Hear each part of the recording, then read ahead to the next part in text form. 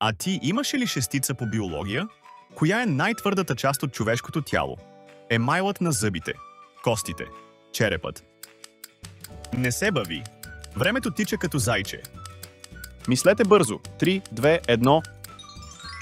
Ако знаеш отговорът на следващата, дай лайк. Как се нарича медицинската наука, която изучава кожата?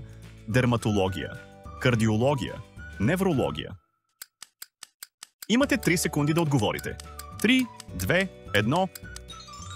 Продължаваме веднага след като ви кажа, че вече имаме над 200 викторини.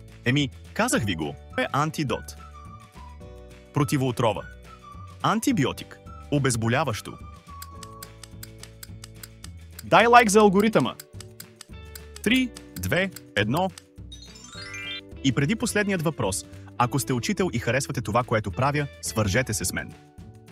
Какво е медицинското наименование на червените кръвни клетки? Тромбоцити, левкоцити, еритроцити.